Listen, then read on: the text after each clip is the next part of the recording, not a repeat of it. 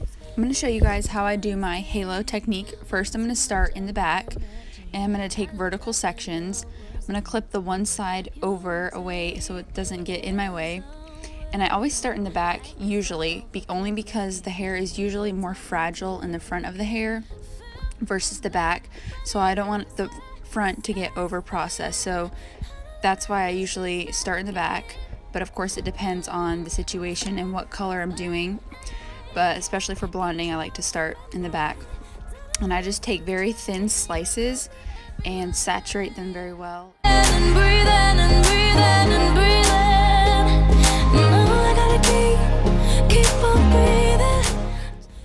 And I'm just going to continue going around the head, taking vertical sections, and I'm going to make sure that my slices are very thin.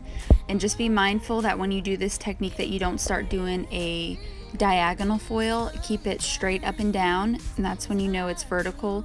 If you have any kind of slant or diagonal angle, that automatically becomes a diagonal foil, so just be mindful of that as you're going around the head doing this. Just keep breathing and breathing and breathing and breathing. Now I keep on breathing.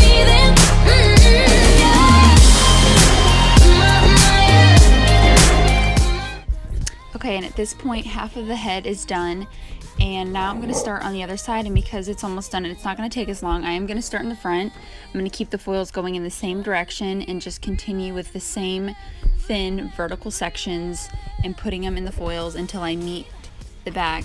And just keep in mind that when you're doing this technique that you keep your spacing the same distance apart, or of course whatever look you're going for, make sure you space them accordingly. The closer you put the foils together, the more lightness or darkness you're going to get, whichever you're putting in the foil, and the further apart, the less lightness and the less darkness you're going to get.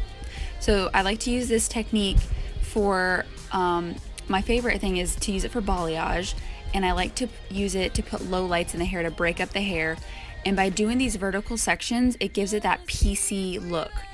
And a lot of times what I'll do if I'm using it for low lights, I'll actually do 2 foils back to back with the low light in it. That way it gives me a chunkier piece, so it makes the balayage look a lot piecier and chunky because you see that chunkier high or low light.